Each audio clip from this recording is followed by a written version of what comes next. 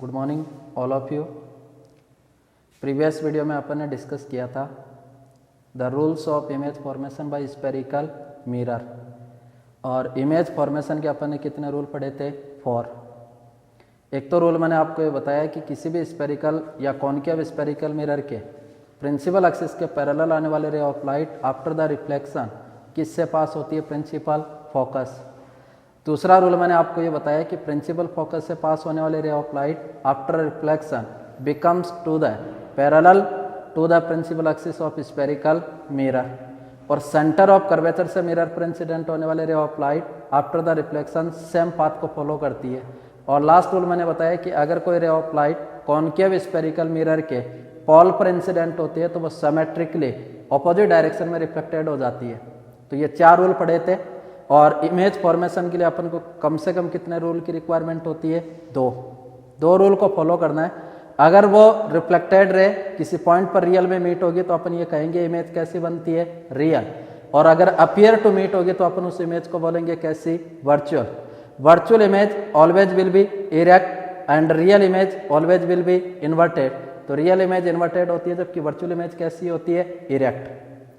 आज उसी ऑर्डर में अपन अगला टॉपिक ले रहे हैं मिरर इक्वेशन, और या उसको अपन बोल सकते हैं mirror formula.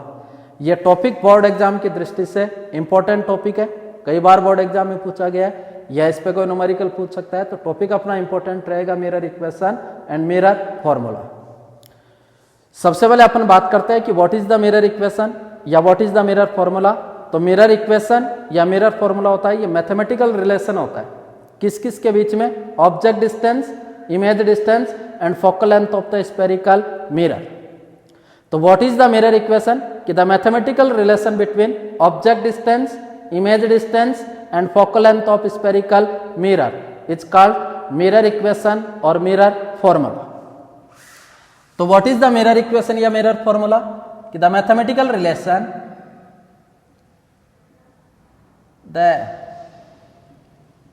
mathematical relation between object distance, और ऑब्जेक्ट डिस्टेंस को डिनोट किया जाता है बाई u, इमेज डिस्टेंस,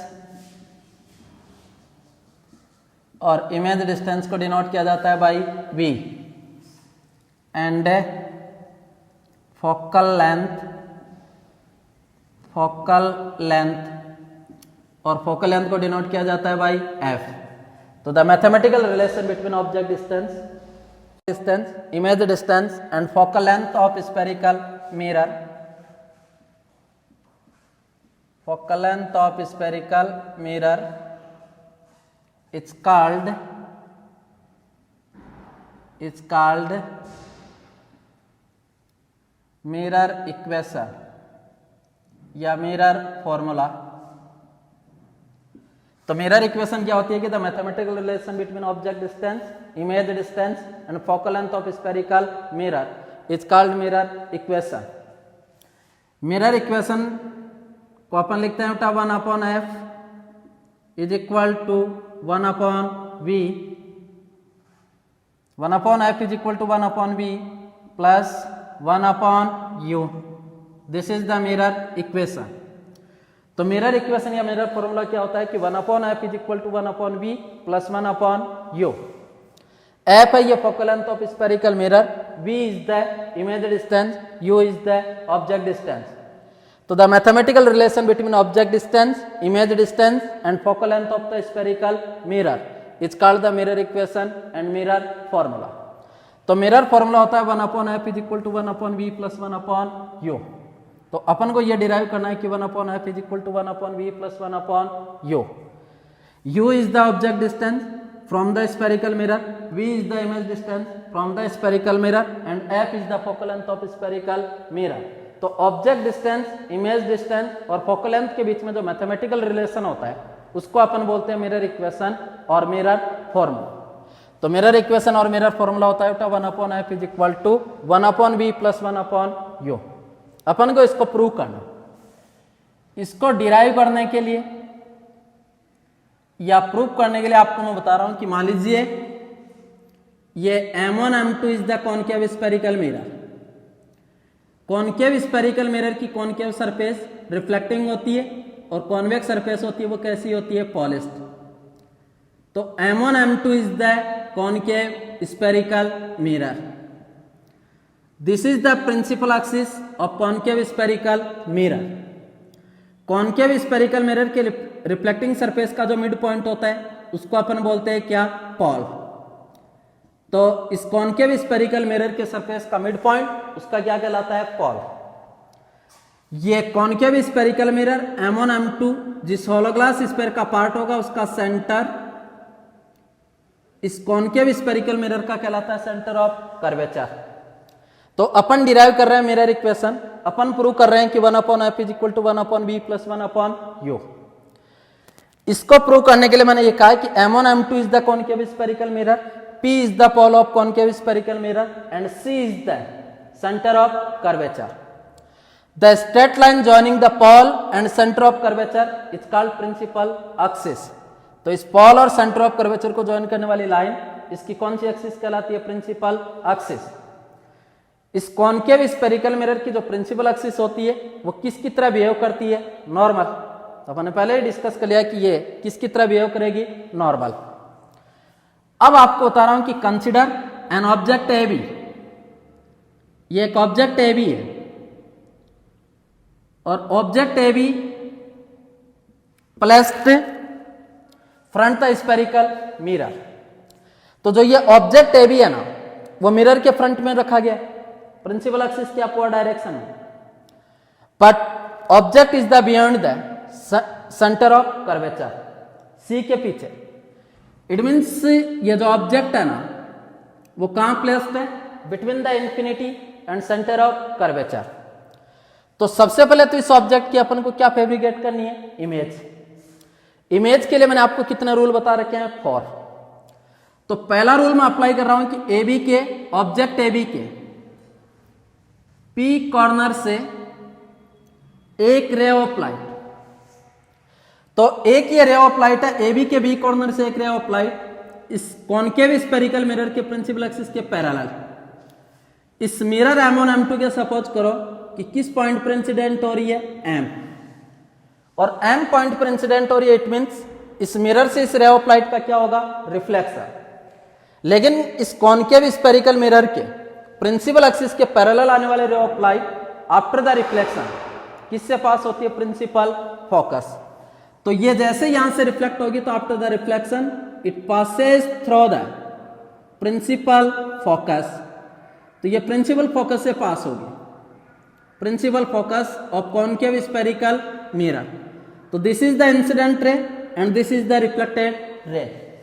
तो प्रिंसिपल एक्सिस के पैरेलल आने वाले ray of light after the reflection किससे पास हो रही है, principal focus. The distance between the pole and principal focus it's called focal length. तो PF is the focal length of concave spherical mirror. Clear है चीज। अब image के लिए अपन को कितने की रिक्वायरमेंट होती है, 2 रिफ्लेक्टेड रे की। तो एक और बता रहा हूं कि ए बी के बी कॉर्नर से एक रे ऑफ लाइट प्रिंसिपल फोकस से इस मिरर के सपोज करो किस पॉइंट पर इंसिडेंट हो रही है, N। तो यहां से ये रिफ्लेक्ट होगी, बट प्रिंसिपल फोकस से इंसिडेंट होने वाली ray of light after the reflection becomes the parallel to the principal axis.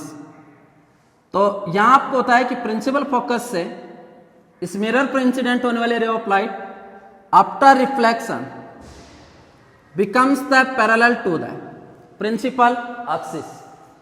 अब एक तो जो है ये रे ऑफ लाइट इस प्रिंसिपल एक्सिस के पैरेलल जाकर मिरर के M पॉइंट पर इंसिडेंट हो रही है। आफ्टर रिफ्लेक्शन ये किस से पास होगी, प्रिंसिपल फोकस। एक जो रे ऑफ लाइट है ये एक रे ऑफ लाइट प्रिंसिपल फोकस से किस पर इंसिडेंट हो रही है, मिरर पर। तो after the reflection it becomes parallel to the principal axis. अब दोनों ये रिफ्लेक्टेड रे है ना, ये दोनों रिफ्लेक्टेड रे इस पॉइंट पर आप मेरे को बताओ कि रियल में मीट है कि अपियर टू मीट, रियल। तो यहां इस ऑब्जेक्ट की कैसे इमेज फैब्रिकेट होगी बेटा, रियल। और इस ऑब्जेक्ट की इमेज फैब्रिकेट होगी ए डैश एंड बी डैश।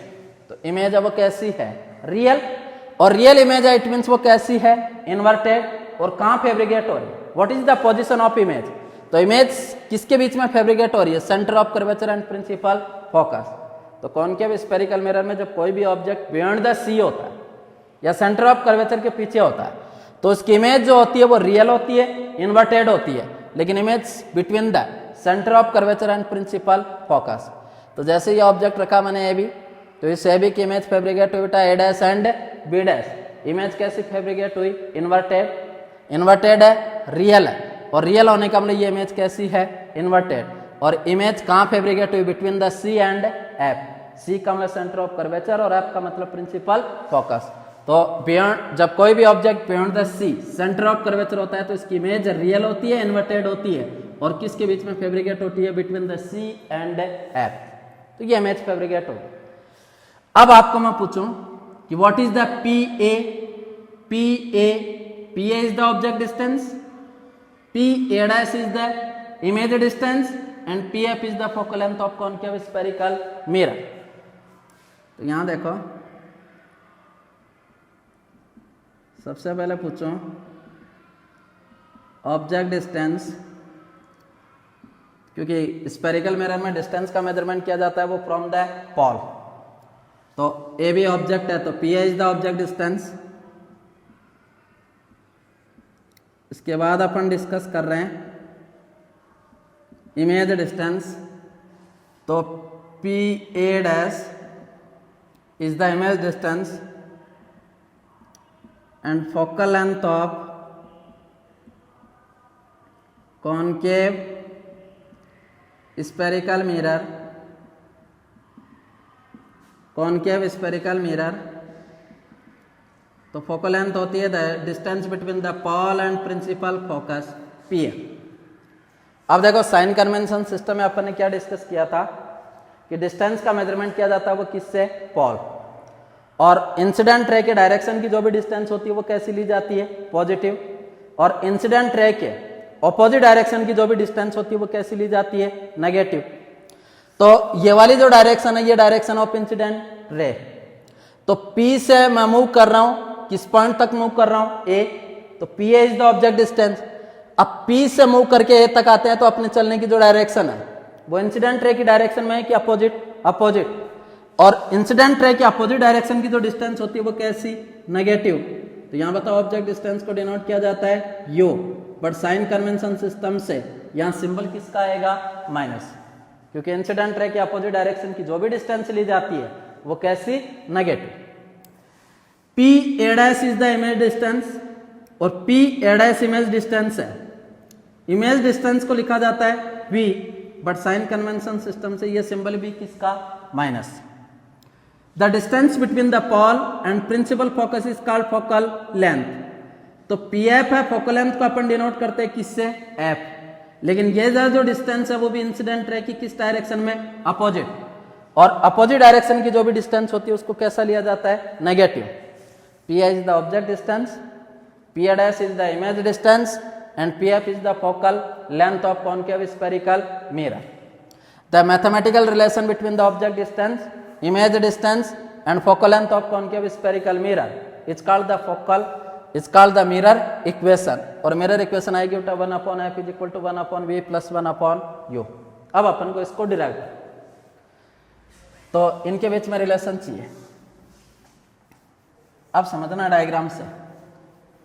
तो मैंने इतना ही बताया कि जब कोई ऑब्जेक्ट बियॉन्ड द सी होता है तो उसकी रियल और इन्वर्टेड इमेज होती है वो किसके बीच में फैब्रिकेट होती है बेटा, between the centre of curvature and principal focus. अब देखो इन तीनों के बीच में रिलेशन चाहिए, object distance, image distance and focal length of concave spherical mirror. इनके बीच में जो मैथमेटिकल रिलेशन होगा उसी को अपन बोलते हैं बेटा कौन सी इक्वेशन, मिरर।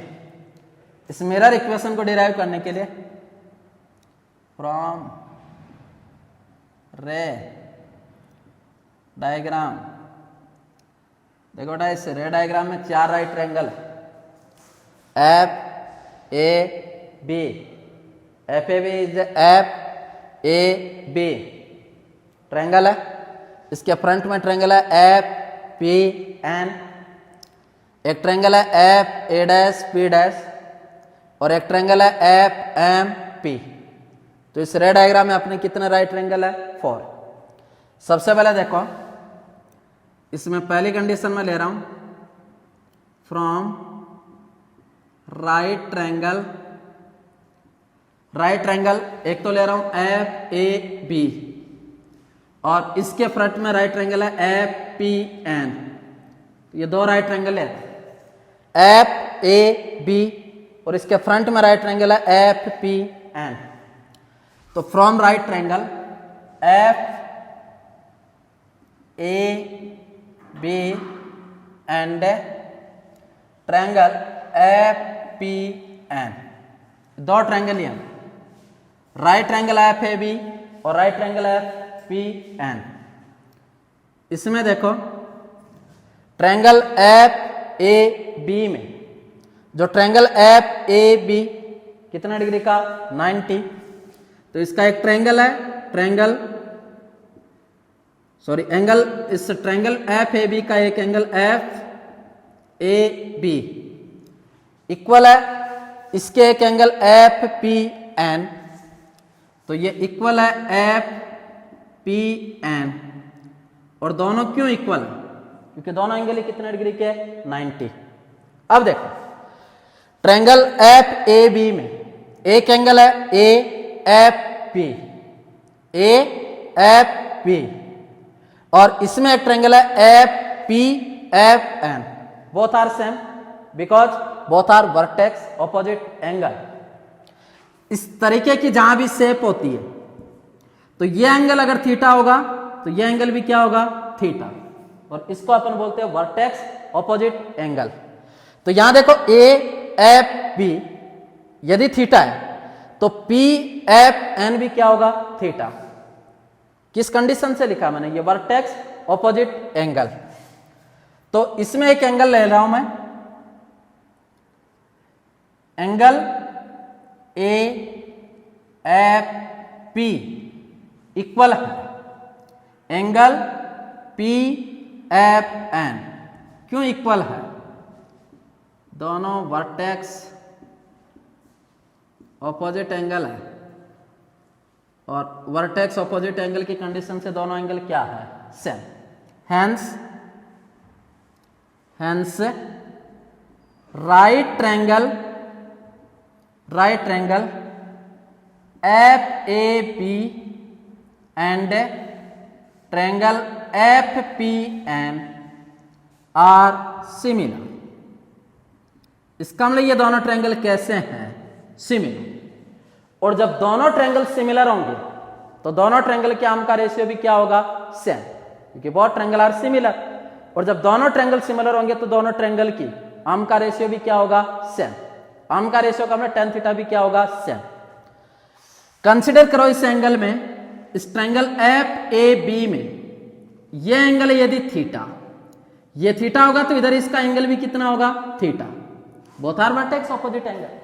उस कंडीशन से सेम। थीटा के सामने वाला में कहलाती है परपेंडिकुलर, हाइपोटेनियस और बेस। ये परपेंडिकुलर, हाइपोटेनियस और बेस। तो अगर ये दोनों ट्रायंगल सेम है, सिमिलर है, तो दोनों ट्रायंगल के आर्म का रेशियो भी क्या होगा? सेम। अब इसमें मैं अगर tan थीटा की वैल्यू फाइंड आउट करता हूं तो tan theta is equal to होता है परपेंडिकुलर अपॉन बेस। तो परपेंडिकुलर तो हो गया ए बी और बेस इसका हो गया एफ ए या ए एफ, है ना। तो इसमें tan थीटा की वैल्यू फाइंड आउट करते हैं तो perpendicular upon base, perpendicular A B और बेस इसका क्या हो गया? A F. इसका जो परपेंडिकुलर है वो देखो क्या है? पी एन और बेस क्या हो गया? P F. तो इसको अपन लिख सकते हैं क्या? P N upon P F, P N upon P F. अब देखो ये वाली जो रे ऑफ लाइट है वो इसके प्रिंसिपल एक्सिस के पैरेलल है। तो इस डायग्राम से देखो यहां पी एन इक्वल है किसके? ए डैश एंड पी डैश। तो डायग्राम से अपन देख सकते हैं बेटा, सिंस पी एन इक्वल है किसके? ए डैश एंड बी डैश। एक बार और देखो, ये वाली रे ऑफ लाइट और ये principal axis both are parallel to each other. तो यहां से ये देखो ये वाली पी एन इक्वल होगा ए डैश एंड बी डैश। तो बताओ इस पी एन की जगह मैं क्या पुट कर सकता हूं, ए डैश बी डैश। तो इसको अगर अपन पुट करते हैं तो देखो A B upon A F is equal to P N की जगह लिख सकता हूं A dash B dash upon P. इसी इक्वेशन को अपन लिख सकते हैं A dash B dash upon A B is equal to A dash B dash upon A B is equal to P F upon A F. इसको मैं दे रहा हूँ इक्वेशन नंबर फर्स्ट। तो A dash B dash upon A B is equal to आ गया बेटा P F upon A F, क्योंकि बहुत ट्रायंगल है वो कैसे हैं, सिमिलर। दोनों ट्रायंगल सिमिलर होंगे तो दोनों ट्रायंगल के आर्म का रेशियो भी क्या होगा, सेम। अब देखो अगले कंडीशन, ये तो अपन ने दो को डिस्कस कर लिया, ठीक है। अब दो ट्रायंगल और ले रहा हूं।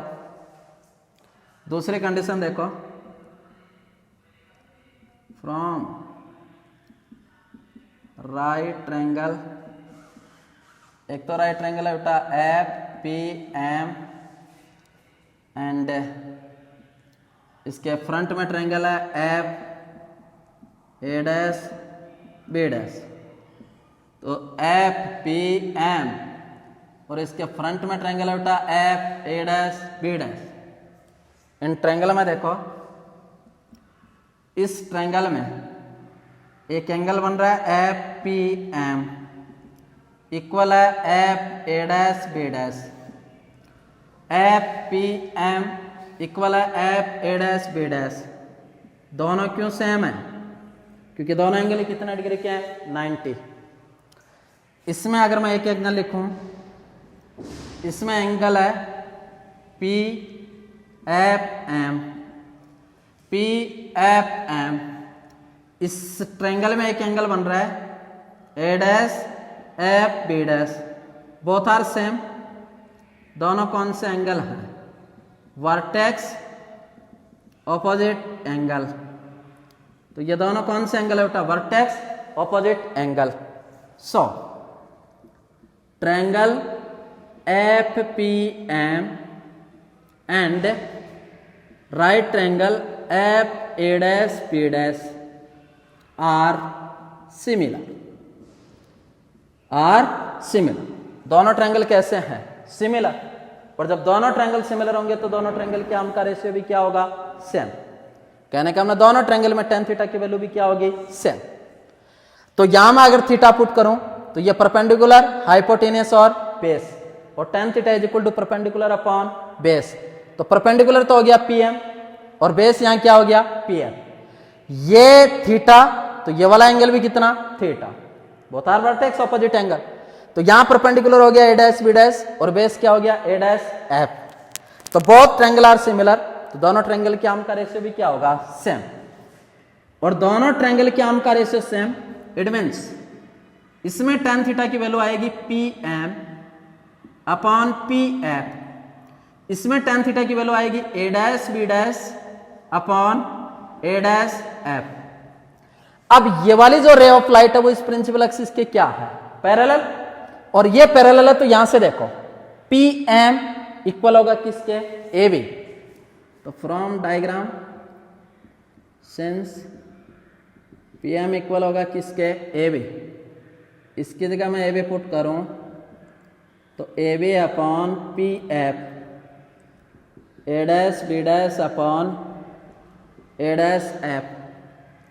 यहां से देखो ए डैश बी डैश ये इधर ले आऊं upon A B is equal to A dash F upon P F.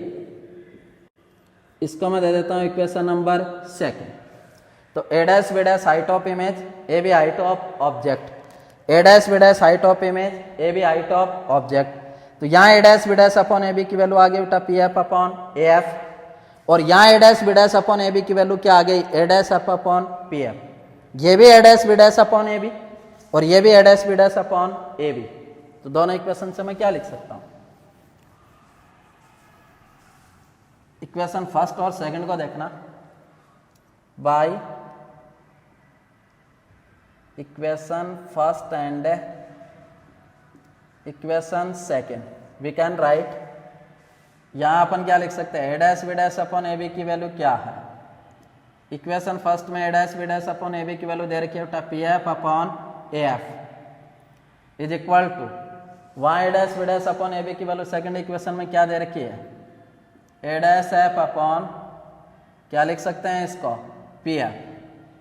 तो फ्रॉम इक्वेशन फर्स्ट और सेकंड से मैंने ये लिख दिया और ये इक्वेशन नंबर थर्ड। तो P F upon A F is equal to आ गया बेटा A dash F upon P F. अब ये जो भी मैंने लिखा उसमें से नॉन क्वांटिटी क्या है, पी एफ, और P F is the focal length of concave spherical mirror, और अननोन क्वांटिटी। जबकि अपन को रिलेशन चाहिए कि mathematical relation between object distance, image distance and focal length of concave spherical mirror. इधर diagram में देखो पी ए क्या है, P A is the object distance और साइन कन्वेंशन सिस्टम से minus U, P A dash is the image distance और image distance हो गई P A dash minus V, and P F is the focal length of concave spherical mirror, P F, और sign convention से इसको मैं लिखूंगा minus F. लेकिन equation number third में अपन को नॉन क्वांटिटी है पी एफ, और P F is the focal length of concave spherical mirror. Diagram में देखना पी एफ का अपन को पता है, पी ए डैश का अपन को पता है, P A dash is the image distance, P F is the object distance, but what is the A dash है नहीं पता। तो पी ए डैश में से अगर अपन रिड्यूस कर देते हैं पी एफ को तो वैल्यू किसकी बचेगी बेटा, A dash F. It means A dash F को मैं यहां देखो फ्रॉम डायग्राम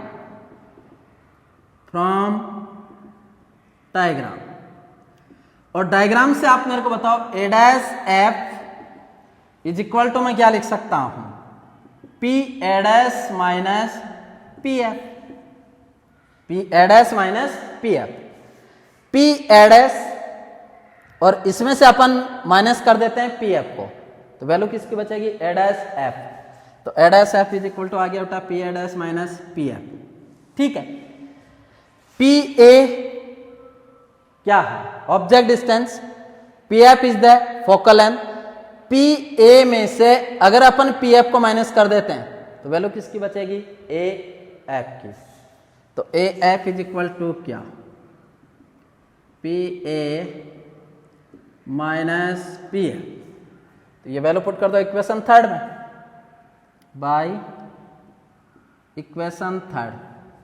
इक्वेशन थर्ड में ये वैल्यू पुट करते हैं तो इक्वेशन थर्ड में ये वैल्यू पुट करने पर ये तो देखो पी एफ है, ए एफ की जगह क्या पुट कर सकता हूं, P A minus P F. तो P A minus P F equal A dash F की जगह क्या पुट कर सकता हूं, P A dash minus P F, P A dash minus P F, और अपॉन में क्या है, पी एफ। अब इसमें मैंने जितने भी क्वांटिटीज लिखी है all quantities are known quantities, सबको आपको पता है। पी एफ क्या है, focal length of concave spherical mirror, P A dash is the image distance, P A is the object distance, and P F is the focal length of concave spherical mirror. तो value put करो, P F is the focal length of concave spherical mirror, और P F is equal to मैंने लिख रखा है minus F, ये minus F upon P A is the object distance, और P A is equal to minus U, P F is the focal length of concave spherical mirror, तो minus और minus F, लेकिन minus और minus multiply होकर symbol किसका, plus. ये P A dash is the image distance और P A dash is equal to minus V, P F की जगह माइनस एफ, माइनस और माइनस मल्टीप्लाई होगा सिंबल प्लस का F, P F is the focal. अब इसको cross multiple कर दो, इसको क्रॉस मल्टीपल करने पर माइनस एफ को माइनस एफ से मल्टीप्लाई किया तो एफ स्क्वायर, और इधर अपन मल्टीप्लाई करेंगे माइनस यू प्लस एफ को माइनस वी प्लस एफ, इससे मल्टीप्लाई करते हैं तो देखो सोल्व आउट करने पर एफ स्क्वायर, माइनस यू को माइनस वी से मल्टीप्लाई किया तो यू वी, क्योंकि माइनस और माइनस होके प्लस, माइनस यू को एफ से मल्टीप्लाई किया तो माइनस का यू एफ, माइनस वी को एफ से मल्टीप्लाई किया तो माइनस का वी एफ, प्लस एफ को प्लस एफ से मल्टीप्लाई किया तो एफ स्क्वायर। इधर देखो एफ स्क्वायर से एफ स्क्वायर क्या हो गया, कैंसिल आउट, इससे ये कैंसिल आउट हो गया तो इसको अपन लिख सकते हैं बेटा यू वी, और ये माइनस का इधर आएगा तो सारा किसका हो जाएगा plus U F plus V F, तो U V is equal to आ गया बेटा U F plus V F. अब जो भी ये इक्वेशन है इसकी जितनी भी टर्म है उन सबको अपन डिवाइड कर देते हैं, किससे, यू वी एफ से, तो देखो यू वी को डिवाइड किया u v f, u f को डिवाइड किया u v f, v f को डिवाइड किया यू वी एफ से, यू वी से u v cancel out, u f से u f cancel out, v f से वी एफ कैंसिल आउट, इधर बचा 1/f is equal to 1/v plus 1/u, this is the mirror equation, this is the mirror equation. तो mirror equation होती है बेटा 1/f is equal to 1/v plus 1/u। Thank you, बाकी अपन कल discuss करें।